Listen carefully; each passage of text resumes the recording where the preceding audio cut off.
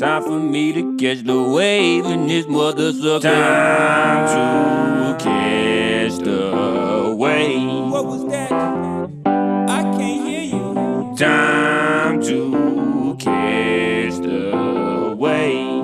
Alright, I think I get it now. Time to catch the wave. Alright, one more time. I said it's Time to catch the wave. and then we gotta bring it on home. Time to catch the wave. All right, what up, everybody? Welcome to Catch the Wave. I'm your host, Clifton Antoine, here with Perry Thompson. What up? Oh, shit. Oh, my God. Where is this camera with Dante? I'm right here. I see you. Yeah. I see Dante you. pal. Yeah. Hi there, everyone. And we have a very special guest with us today, Aaron Calvin. How you Let doing? Aaron here. Yeah. Thanks for coming on. Yeah, Aaron. we really appreciate you. Like, do you feel? Are you comfortable? This is a safe space. Yeah. Absolutely. So you've been in some stuff lately, and there was a lot to it, but you were the only person involved in the whole thing that was like reasonable, I guess, the whole way through it seemed, and you kind of got the short end of the stick on one end, but then there was also like some stuff that kind of you brought on yourself, like in the. I don't want to say the short term because it wasn't. I don't know the timeline of everything that happened.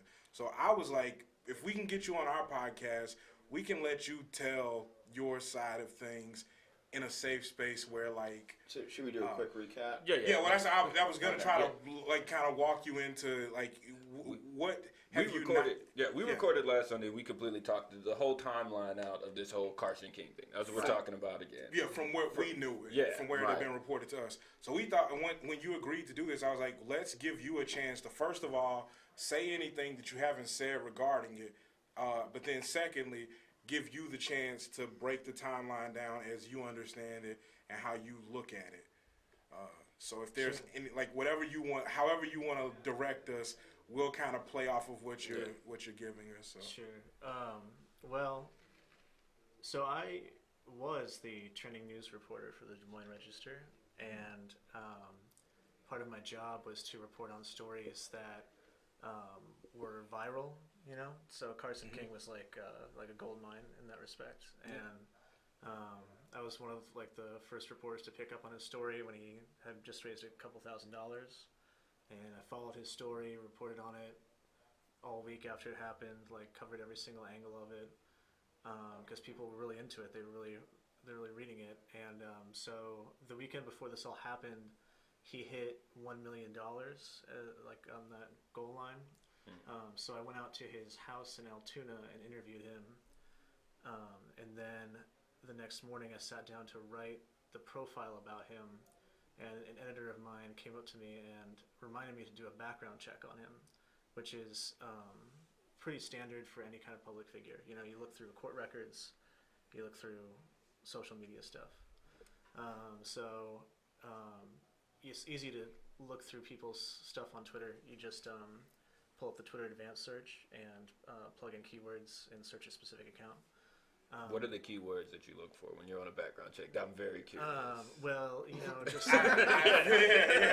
You could probably guess. Tell. just like you know, like slurs. That's important. So there's like you have like a list of all the slurs, and it's like, oh, go down the list, right? Whatever comes to mind. So the funny thing about it, I've been thinking about it. I was like, man, I got to go through mine at some point. Yeah, I mean, I think people learn anything. It's number one, don't tweet, and number two, it's See, I know at one delete your point, tweets. I'm gonna get in trouble for something. Right. Well, that's the thing I think that can also be learned from all this, and we can touch on this later too. That you know, if somebody wants to try to prove something, or wants to try to like catch you saying something that they think you shouldn't have said, or incriminates you in some way, and you have like a public profile where you've tweeted things or posted things on Facebook or something, they will likely find something. Yeah. All right. I didn't mean to derail you. No. So, but while we're here, I'm curious also. So, this isn't the first profile you've done, right? And so you've done this background search on numerous people before, right? I wouldn't say numerous. A lot of the work that I did was kind of fluffy, fast turn stuff. It's definitely not the first profile I've done. But for the Register, I think it was definitely the first time that I had discovered something like this. It's definitely a lot more common with somebody like Carson King, who became a public figure very quickly. Okay, that's what I was curious about. Is this the first time you have, first of all, done a background search, and then secondly, is it the first time a background search has uncovered something like this?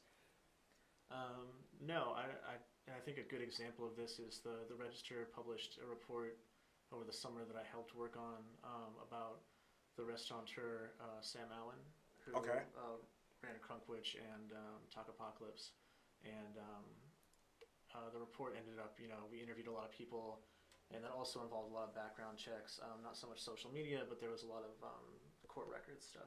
Yep, I'm familiar with that story, and I just wanted to establish that this was at least to some degree a standard practice for what you were doing. So all right, so you do the background check, and then where do we go from there? Well, one of the words that I searched was black, and that revealed some racist jokes that he had made on Twitter when he was in high school. I think he was 16 or 17. And I sent them along with some other things that weren't even mentioned and to my editor. And she asked me to go to him and get his side of the story, get a statement from him, which is pretty reasonable, I think. And throughout this whole process, I was thinking, he was just in high school when he did this, and so I sent him the tweets, and he was like, "Oh, I didn't even know that, a lot of things like that, I totally forgot that I did this. It makes me sick to look at this. I hate this." And I sent him another tweet while I was doing this. I sent him a tweet that he published in 2016, where he was like, "Racism is bad" or something to that effect. And that tweet actually ended up in his statement that he gave to news I stations. remember that, yeah. So I brought that to his attention, the existence of it. And I was like, I also found this tweet. I know you're not a bad guy. I know you're not, you're not somebody who's super racist or anything. But I knew as a reporter, if I could find this, it was really easy to find it. And I thought, if I could find this, anybody could find it. And I think other people did find it before he came out with it, which is why he did what he did. Okay. So I talked to him that morning. That was Tuesday morning, and I wrote the profile, and I went home, and it hadn't been published yet. And I saw, like everybody else, I saw it on my Twitter timeline that that Carson King was giving a press conference to KCCI and WHO, the two local TV news stations. He didn't tell me he was going to do this. He didn't tell me he was going to hold a press conference or invite me to it. He didn't send me the statement that he gave at the press conference. Yeah. So I was, kind of upset that he did that. I don't think that he meant to hurt me or to cause me any trouble.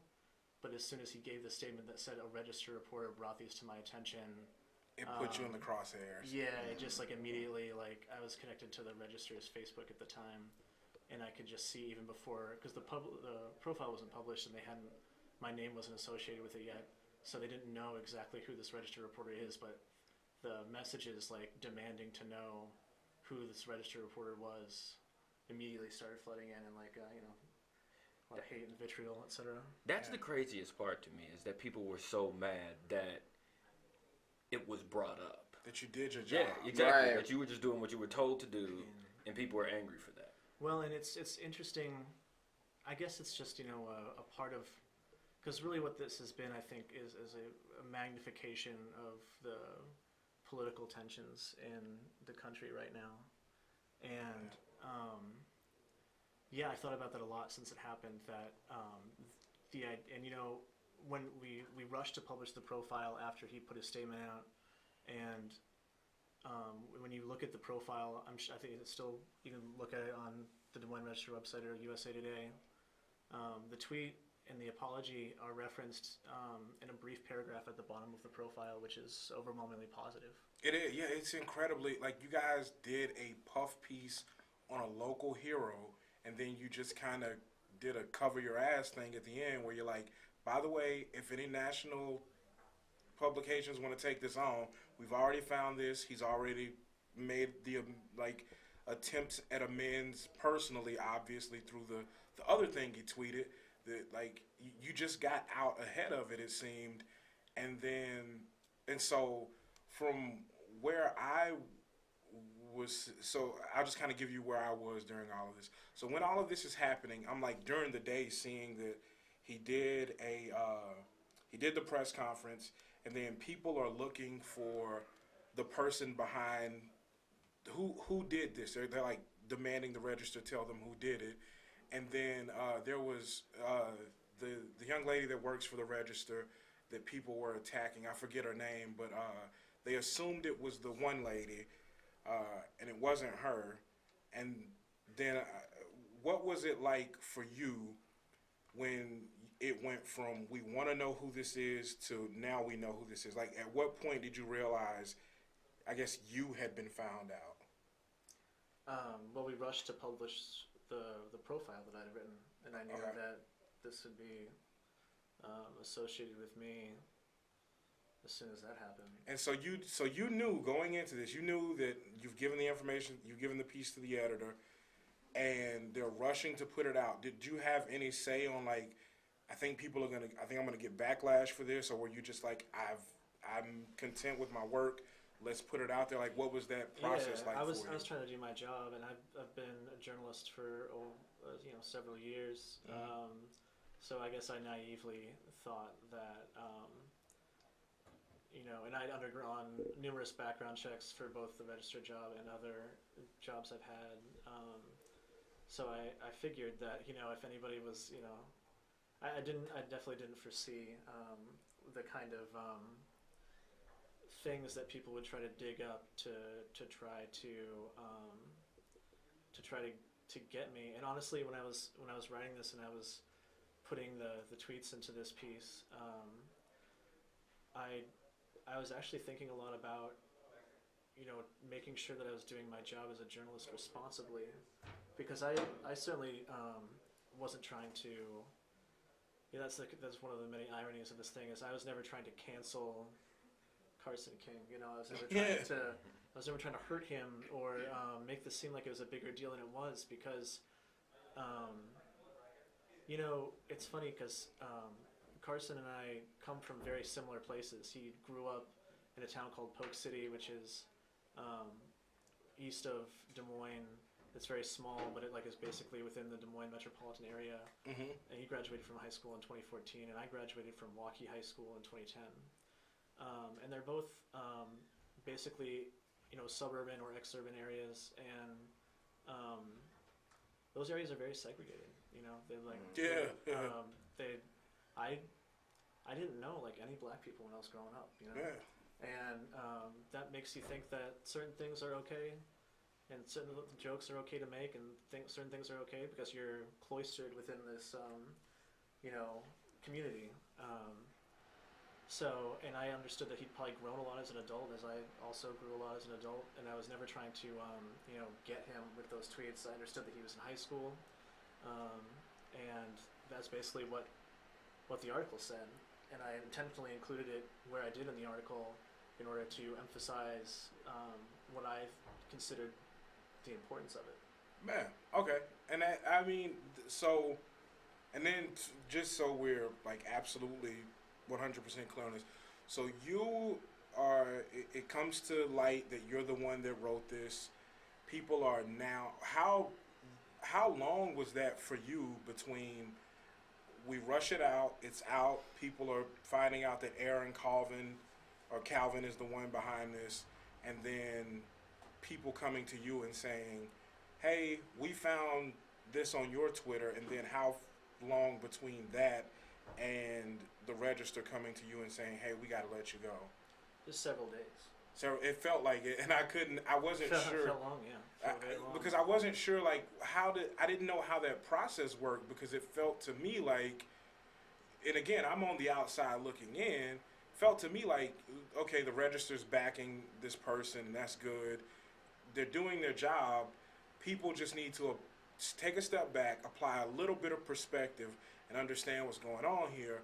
But then it took on this strange, like, oh, we all did crazy things when we were 16 thing, and then it became. I think that's the scary part to me. It's just like, hey, we all said some racist shit, right? Like, you know, it's like. But okay, so here's the disconnect. This is why I'm happy you're here. Is because when it came to light for you, you seem to be. I don't want to. This is gonna sound bad, but you seem to be okay saying yes, it was a mistake. It's not okay to do this.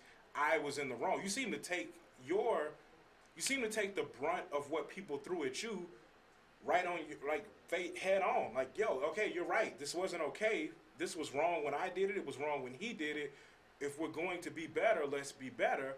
But the whataboutism made it so that people maligned you when you were just as guilty as Carson well, was. yeah. But he got a holiday. Yeah. Right. the other thing I was mad about was that, I mean, it wasn't like you lied or hyped it up. It was like, this is what it was. Yeah. And it's like, it's the truth. He actually sugarcoated it. And so then people's response was, I don't like the truth. I'm going to cancel my subscription to the Des Moines Register, allegedly. I mean, I don't know. I don't see their. I don't think a lot of people in Des follows or Moines are whatever. smart enough to cancel subscriptions to things. It's really hard. You have to call. No, I don't think a lot of the people commented. Allegedly, they said people were canceling by the thousands or threatening to. But Well, and I just want to say that a lot of the tweets that people try to dig up to accuse me of a number of different things were taken out of context and accusing me of things that weren't true. And also, one of the most unfortunate tweets is what I've been referring to them as, that they try that different people and media outlets have tried to kind of like equivocate between the jokes that Carson made and tweets that I published when I was younger. Is my main crime was when I was in high school in 2010. I published a tweet quoting a Kanye West song verbatim. What song was it? It was. I love Kanye, so. Oh man, it was off of Graduation. It was the one where it's like, here we go again. Okay. So I remember that, and at this point in time, like when the news to me, because I was at work, and so I'm not reading the social media. I'm just kind of getting a lot of third-hand information, right? So it was like, oh, he's quoting rap songs. It's like, oh, okay. I thought it was what's his name, Carson King, and I was like, oh, was that it? And then it was like, no, the reporter, and I was like, oh. Is that it? It was like recording some rap lyrics now. It's like, I don't know. It's like the jokes that Carson made were like, I think they were somehow related to the Taj. comedian Taj.0. Yeah, I've never seen him, but he does some pretty a little stuff. a little cop out, But the jokes that he was referencing were like comparing black mothers to gorillas and things like that. That's sort of what. So if you've watched the last episode, you'll see what I said about this was. It felt to me like after reading your tweets, they were they're bad. They were, but reading yours felt a lot more like you trying to shock someone and just being outrageous. You like the difference between what he was that is something you're in the process of being racist. In doing that, when you're Carson, when you compare black mothers to gorillas, you are an active participant in racism and actively being a racist. There's a difference between like being a racist and then having a racist moment. I think that it's like I grew up with these white neighbors in my hometown in Louisiana who had never lived around black people. So when my family moved in, my parents were relatively young, in their mid-30s. They have black neighbors now. We had some family come visit. They talked to our neighbors, said, hey, when they get back, tell them we stopped by. Our neighbors come running over, and they're like, oh, a cute colored couple came by earlier, and they were so excited to see you guys. And in that moment, it wasn't something that they did to be racist, but it was racist that they did, that they were still calling black people colored. We correct them, they apologize and move forward. That's an easy fix. But it's totally different if we get there and they're like, a bunch of monkeys can't, like that there's a difference in Right. and that, or if they're like, we don't like when you invite your black friends into our neighborhood. Like, there's a difference between existing as a racist and doing something that is momentarily racist.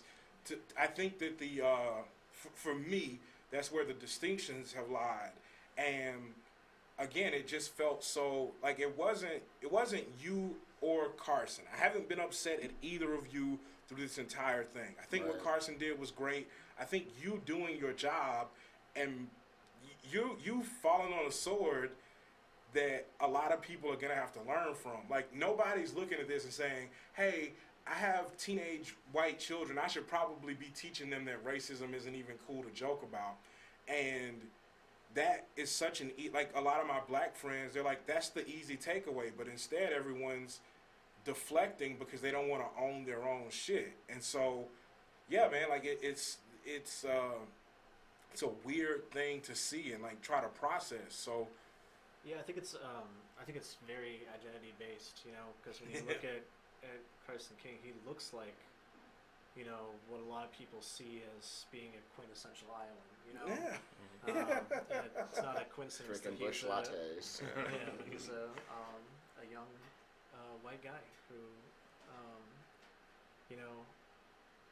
I in a certain way that I really do. I mean, other than like all of like the horrible things this has brought into my life, I wish that it was somebody else who had discovered these things and pointed these out. Because maybe if there wasn't such an easy way to push back or to an easy pinata to hit at, then maybe there would have been a better conversation about what you were just talking about. yeah, that's been the strange takeaway from this, is that again, it's so easy for people to look at it and go, what about, instead of going, let me reflect for even a moment. They're just immediately like, nah, somebody because again, when it came to you, it was unacceptable, but they had just immediately like cast it off as okay when it was someone else, and that was it's almost like they were just using you as to be like, oh, well, look, he's racist too. Like, no, so we're all racist, and that's okay. But he needs to be fired for being racist, and Carson King gets a holiday. I still because don't he get, was donating money to kids. I still don't get the firing though, because it's like, okay, well, I mean, did they go through everybody's like stuff? Did like the editor before he made that or she made that decision, or whoever the boss of the powers that be are, go and privatize their Twitter accounts or whatever? Like, I mean, I don't know. I've been on Twitter since 2008, right? And there was a time in social media that the things that you posted were passing thoughts, and then we realized, hey, maybe that's not okay. I mean, but that's you have to. All of that is important context for all of this stuff.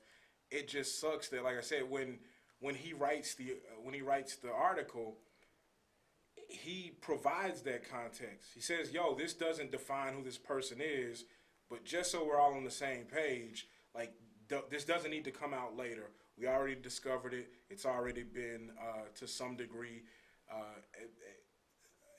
Not even explain, but it's been acknowledged that this isn't an okay way to be or see the world, and like we're good to go. I do have a question, and we're like this again. We're all comedians, so sorry if this is. I know you're going through a lot behind this, but this is like 100% like silly Dante coming out. Did you screenshot any of it? I did. Oh, yes, Aaron. I love you so much right now. Good. Listen, hold on to that and sell it for millions at some point. Yeah, when they're doing the documentary about the Carson King. That's just standard procedure, though. I'm kidding. I'm being silly right now. So, but yeah, I mean, Yeah, I think where it really got messed up is that, as a journalist, I always try to develop. I want people who I'm speaking to as sources to trust me, and I had been talking with Carson. I talked to his family, and I'd been talking to them for like a week. And so when I brought these tweets to him, and I was just honest with him, and I thought that he would trust me to handle it with context and responsibility and understanding for like the person who he is now, and being different than everybody's different than who they were in high school. Mm-hmm. And I think he got really scared. And there's been like a lot of contention around this weird timeline about like there's like a weird conspiracy theory where people think that I like basically like ratted on him to Bush Light to like ruin his sponsorship. You know what? It's this whole thing. I think had it not been for alcohol or like fucking light beer, when is anyone this passionate about anything other than drinking? Like, I don't know, man. It just seems to me it was just like, oh man, he's gonna ruin his chances to be on Bush Light. It's like. So, so why don't you just let him keep some of the money he already raised? But why? Right, we worried about his face on Bush Light. Oh, he's not gonna get sponsorship. He's sitting on $3 million that he's gonna get a charity, right? Apparently. But also while we're here, like what you just said is important. Like, be absolutely clear. You did not rat him out to anybody. He told on himself. That was coming. No, so he didn't. The problem is that he didn't talk to Bush Light. I didn't talk to Bush Light. My unfounded theory is that the people at Bush Light found it themselves because it's easy to find. Well, he still told on himself, whether he threw the press conference or he, had the tweets out there or whatever. Like, I mean, it was there. The problem is that right? it shifted the narrative into him being made into a victim that I hadn't intended to make him into. Yeah. But did you make him a victim? Because I think that, I don't know. Like, I don't really have any sympathy for the truth. I don't think he's a victim of anything. He's a victim of the truth. Like, because let me ask you this, Aaron. If you bring that to Carson and then he goes, all right, I don't remember this. I'm terrified right now. What can we do to get out ahead of this? Like, it seems like if he had just not done the press conference and let you put the information out, it probably just would have gone out and, like, we would have just taken it in as, oh, okay, he probably should have been more. Like, I don't know what I think it makes it easier for Bush Light to cancel him, honestly, because if he's going to do a press conference and they got on the phone, oh, hey, we promised we are going to do this whole can thing. We took a whole photo shoot, and now we're not going to do that. And it's like, then he throws out the press conference. You know what I'm saying? Like, but they had already canceled on him. Well, Like, I want to point out that nobody really canceled him. Nobody. He didn't get canceled. Like, they're still giving the money. They're just like a lot of people think that because of the tweets that I pointed out to him and his subsequent apology for those tweets, he lost some of his charity money, which he didn't. Right. He didn't lose any of that. Didn't he get money. more? He did. He ended up. Well, it's you could say like the news cycle was kind of winding down around the time I was writing this profile. Like if this hadn't have happened and people hadn't gotten so indignant about protecting him, would he have made $2 million more dollars? So you did him a favor, technically. You're welcome.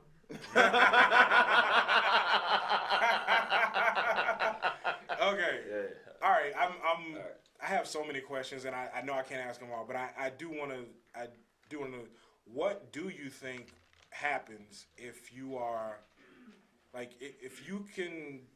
I don't want to say go back and have the information you have now, but what was your vision for how this plays out when you go to Carson and say, "Hey, I found this." What did you think were the next steps? How did you think it was going to play out? Like I said, he was very apologetic, and I included the substance of the tweets with his apology within the context of the larger profile as basically a footnote. And I think it would have just been, I can't really say how it would have been interpreted if people would have gotten as angry with me as they did. I just, I don't know, him putting a spotlight on himself to apologize for the tweets, I think, made them into more of a spectacle than I certainly was intending to make them. That seems yeah. I don't know. You don't seem to me as like the spectacle creator. Like, seem like a do my job and go home kind of guy, but yeah, it doesn't work out for me. That's like that sometimes though. That's part of the gig, man. I mean, I know as comedians, we a lot of times people think we have carte blanche on saying whatever we want, and we can just kind of we have this freedom to explore crazy. Even people looking at it and saying that Tosh needs to be in trouble because he was just like quoting Tosh. My thing is this, and I know we have to get to a break and all that stuff soon, but I do want to know this. And if you don't, again, I don't want this to end up making things worse on you. So I'm trying to be as reasonable about these questions as I can. Were these like just him retweeting something, or was this him actually like typing out the quotes? I'm not sure if they were quotes specifically. I think that they were somehow contextually related to jokes that Tosh might have been making or things. But it wasn't so like just he was like adding Daniel Tosh, like, oh hey, that was really funny when you said. One of them was adding Daniel Tosh, but I'm not certain. That's what, I guess what I'm curious about it. Like, there's a difference between pressing one button and retweeting something, and then actually like typing out a message. Yeah. Comparing black mothers to gorillas. Yeah, so it was typed out. Okay, that and God damn it, that's all I. All right, well Dante got what he needed. And again, I'm not trying to dredge this up. You're not. Yeah, we asked him on. Mm-hmm. We wanted to talk. He's about the first one in this whole thing for our millions of viewers. And he's the first one in this whole thing to sit down with black people who are at the core of the negative tweets. All the white people around it seem to just be going, racism, schmacism, right. Just letting it go. You actually came and sat down with us and were willing to open up and talk about it and own your shit. I think that the truth is important because, like, maybe if the truth had come out in such a way that's like, okay, he's doing this great thing, and we should support that, but maybe we don't go as far as giving him a holiday. Yeah. And then it became part like to me is that he's almost getting rewarded for being racist because they want to protect him so much. Like, I don't think he wouldn't have gotten a holiday if he just donated the money. He got the holiday because everybody was like, oh no, he's an Iowa legend. We're going to give him a holiday. He's not a bad guy. He's a good kid. I just think it's very difficult for people to be okay with the fact that people are really complicated and people are the products of their environments. And it's just, I mean, it's been a really, really bizarre time. Yeah. All right, well, look, we don't have the power to give you a holiday here, but we are happy to give you the distinct honor of being the second white person on our podcast. Oh yeah. So I'm honored. Yeah, the first one was Dan Umpton. He made it on. But I'm like I said, man, it means I take a little solace in the fact that you and I know this has been a terrible time for you. So thank you for coming on and at least opening up and being honest. But then also, like, it does mean something to me, at least, that you are willing to face down that your problematic is problematic and not try to excuse it. Yeah, no, I mean, you're like, not, well, that's yeah. what like I saw that tweet, I was like, oh man, like, that sucks. I would never obviously do that now. I would never even say that, like, I never say the N-word out loud. Even then, I just, like, thought it was, like, fine to, like, because I was quoting a song, like, I could quote it verbatim, and, there's all sorts of, like, kids that I grew up with, probably still now, think, like, when they're singing a song, like a Kanye song, They can say that. And that's a huge debate within rap. I think, was it Ice Cube said if you don't want them to say it, don't put it in your songs. Well, no, they should just not say it, probably. I'm just saying it's a debate within hip hop as well. So, it's like if we put it in our songs and you invite them to their concert and then they're singing along, because I think like Kendrick Lamar kicked this girl off stage because she like he was like, oh, sing the lyrics, and she said it, and he's like, oh, get the fuck out of here. That's and it's a like, trap. well, yeah, you know, you set her up. But she's probably also, drinking. Not the part just to skip over it. Yeah. I was just about to say, in fairness, like when we all edit ourselves anyway. Like I do it around my mom. Bro, that's what I'm saying. Like I don't curse around my grandparents. And like again, I want to say stuff to police officers every time I see them, but I don't because. Like they might be cool, but they might be in a bad mood and fucking shoot me. So like if you can make concessions in the way you speak, like people speak different. Nobody speaks the same way all the time. It's just not how communication works. We have to speak differently the way we engage people because some people require more of us to communicate with them. Some people don't require as much. And if you can like. There are white dudes who say that they can't adjust rap songs when they're singing them. They gotta say it the way it's written. But if they're listening to a song they like that's written by a woman about a man, it's easy for them to swap out man for woman or girl for boy or whatever. So like it's not that hard. Like you can fucking do it. Yeah, but if that's your problem, you're probably just racist and homophobic. Exactly. I've been accused of both. All right, y'all. We're going to take a quick break, and then we'll be right back.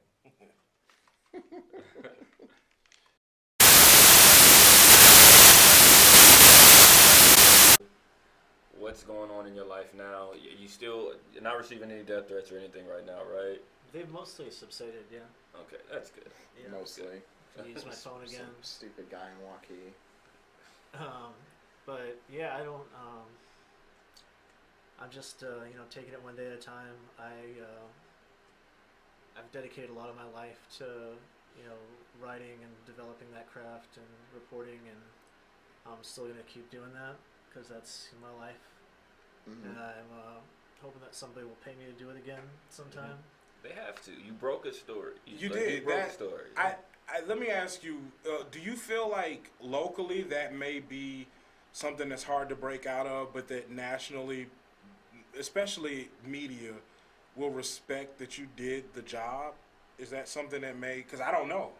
Yeah, I mean, I don't think, or I'm, very hopeful that I have not been blacklisted from all media forever.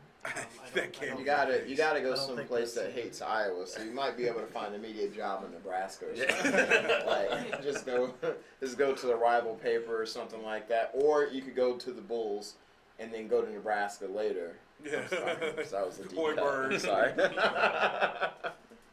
So yeah, I've got my fingers crossed for you that it's not. That again, because blacklisting nationally over this would really, that seem a bit excessive. No, ironic choice of words. I don't think that's gonna happen. Yeah. But yeah, I'm just gonna still keep being me and keep doing the work that I like to do and do it because I do it well. And yeah, I mean this whole thing has been like totally destabilizing to your sense of self. Like people just like this ambient. Thing that's probably like feels louder than it really is, but it's just like people telling you like, kill yourself or like I'm gonna kill you or like, wow. People were really telling you to kill yourself? Yeah, lots of people on Facebook with like their Facebook names and stuff. Aaron. Oh wow. Oddly enough, I'm not even kidding. I was discussing this thing on the Register's page. And a guy told me to kill myself. Yeah, it's a bad place to discuss anything. I would be real with you. I screenshotted it and posted it, and then I got sent to Facebook jail. So, I couldn't. I shared all these messages with the police. I still haven't heard back from the detective who was supposed to follow up with me, but Oh boy. But yeah, I hope somebody goes and knocks on their doors like, hey, I'm just making up a name, Nathaniel Williams or whatever his Van fucking Cooten. right or whatever, Chad something from Waukee or I keep picking on Waukee, Urbandale. We saw these disturbing messages, so we're on a watch list. And oh my gosh, I didn't mean anything by it, and just watch him just completely.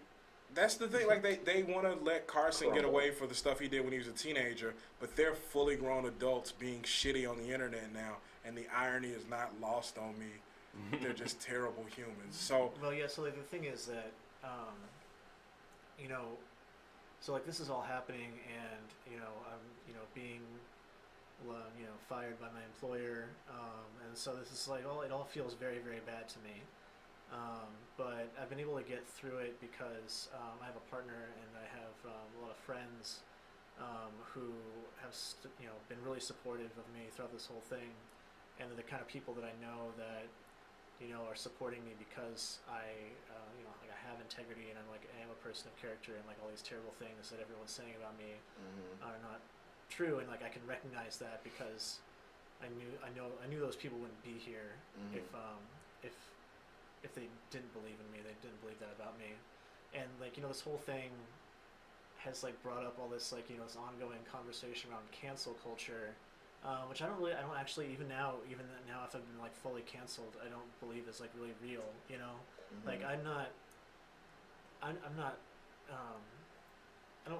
I shouldn't just get this job that I had just because I deserved it. I don't think I should have been let go, but it wasn't my birthright to have this job. I'm not dead. People threatened me a lot, but nobody actually tried to hurt me. And I think that I will be able to go on and continue writing and get another job and everything like that.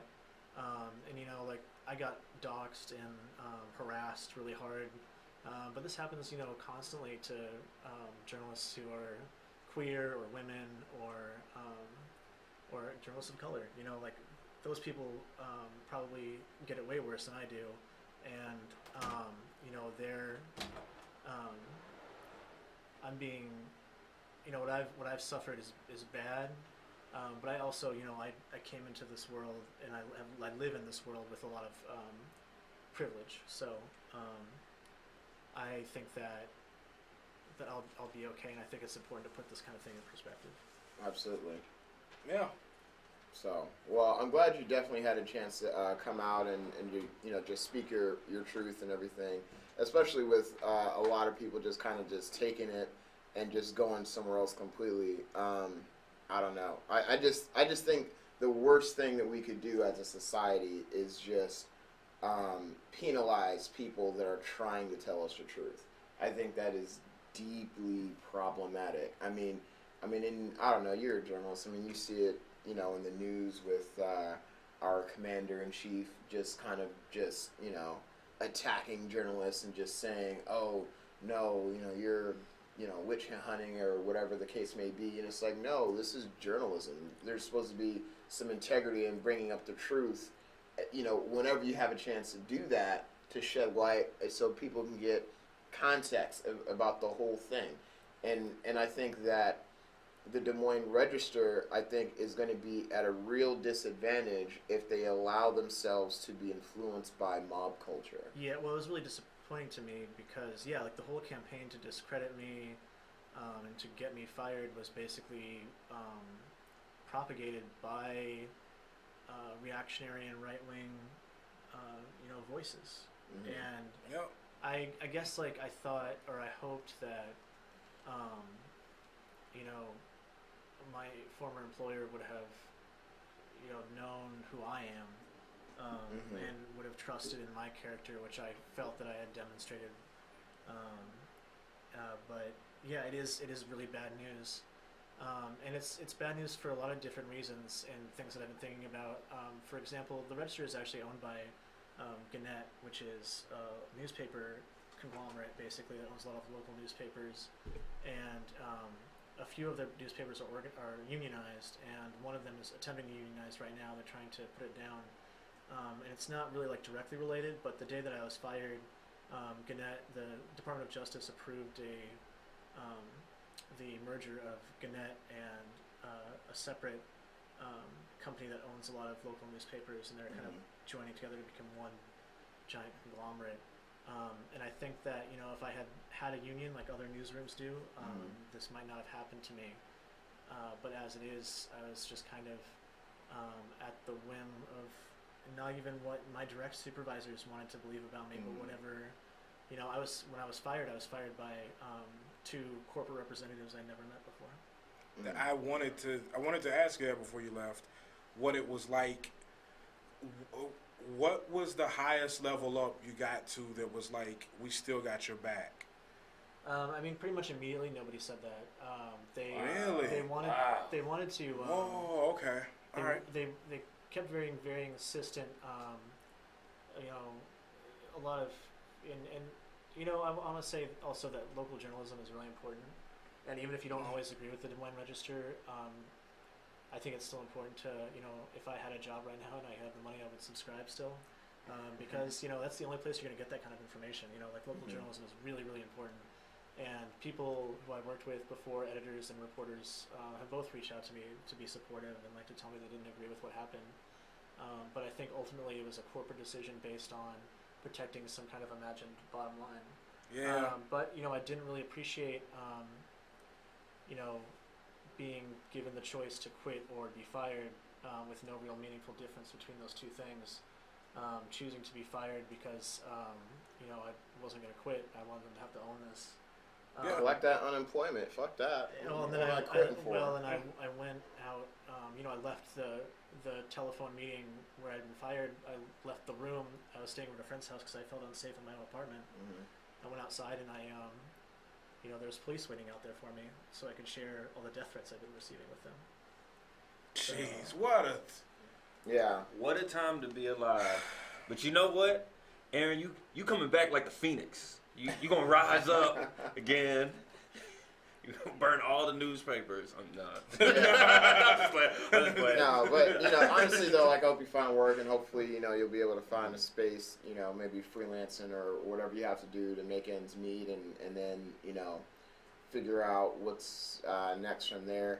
I mean, obviously, you know, you're doing your job. I mean, this guy, I don't know. I think that's the worst part, is that it's not like you did extra shit. It's like, okay, this is all standard. You know what I'm saying? It's like, could you imagine stopping at a red light and getting pulled over? Why'd you stop? What do you mean? I stop all the time. I stop all the time in front of red lights. What are you talking about? It's like, no, not this red light. Could you imagine losing your job for doing your job because a guy was begging for beer money? That's what it's boiled down to. I know. That's what bothered me a lot about this. So that's why I was, like I said, when you offered to come on, I thought that was incredible, and I was like, this is, I want to. I had 3 goals in this. 3 goals anytime we talk to anyone on here, especially because we're curating black art in a black space. I want us to always be fair. Which, again, I didn't want to bring you in and I didn't want to turn it into a puff piece on Aaron. I wanted to see what the accountability was from you for what you said. I wanted to see what the process was for you. So, again, I want to be fair. I want to be honest, and you've been incredibly honest. I appreciate that very much. And then, lastly, I just want to, like, try as best I can to like, I guess find some sort of not ending, but some good point to get to say like this was the point of this, and I think for us, like, the point of it was you have the best view of how the timeline of this breaks down. So thank you so much for sharing that with us, and then thank you for also not being afraid to again, like Perry said, search for the truth in it. Even though you know it because you lived it, but sharing it with other people is really important. And I think the people who watch us and support us and listen to us, they don't necessarily all align with us on everything we have to say and think about this stuff, but they have all been pretty pretty much on board with saying, you know, this isn't about being mad at anyone. It's about the reactions we've been seeing. So you provided some really, really good perspective for us to like get us to a good place of understanding, even better than what we were before. Yep. Yeah. So I want to thank you for coming on. Yeah. Thankful that buddy. you could, you know, just share your truth once again. Yeah. So Really appreciate any it. other final thoughts? Keep an eye. Okay, I was about to say keep an eye out for Aaron and anything he writes, independent of any other job or whatever. Like, just keep supporting him. Yeah, support B. Also support local journalism, because even if you don't always agree with it, it's a really important resource. Hey, Yeah. we're local journalists, low key. For Right. We're doing interviews. I was and gonna stuff. say you I haven't should written have made a anything. poster with your Venmo. Hey, Cliff, can you put that up behind us? Can we make a poster? Yeah, we yeah, got the definitely. green screen. Right. Definitely. That's what's going on in the back. Yeah, send us your Venmo. We're gonna get you But put up behind us. I'm telling you right now, we're not donating any of the money. We're just giving you all of it. Not saying fuck them kids, but All right, y'all. It's been Catch the Wave. Hope you caught the wave, felt the vibes. Peace. Yo. Good work, fellas. This one goes out to all the beautiful listeners out there. I hope you've enjoyed our time together. I know I have. And I just want to say one thing. Thank you. Well, maybe two things. I also want to say goodbye. Thank you. Goodbye. Thanks a lot for giving me your time. Thank you. Goodbye. Thanks a lot for giving me your time. Your time. Your time. Your time. Thank you. Goodbye. Thanks a lot for giving me your time. Your time. Your time. Thanks a lot for giving me your time. Thank you. Goodbye. Thanks a lot for giving me your time. Your time. Your time. You can loved. You are loved because you are love. You can love and you are loved because you are love.